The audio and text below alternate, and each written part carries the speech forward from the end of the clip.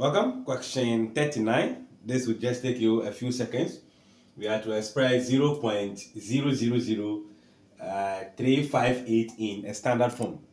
And in the standard form, all we need is to write, we have a dot b times 10 exponent what? N. Where a is between, let's say, between will be 0 and what? 10. Or ranging from 1 to 9.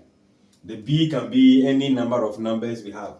So here we can see that after this is the whole number. The whole number must be between 0 and what?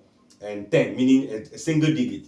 So I'm going to transfer the point until I get a whole number. So I have 1, 2, 3, 4, meaning I should be having 3 points. The b can be any number of decimal numbers. That will be 5 and what? 8 times 10 exponent n. The n will be positive. If the n is positive, it means I am transferring the point from the right to the left.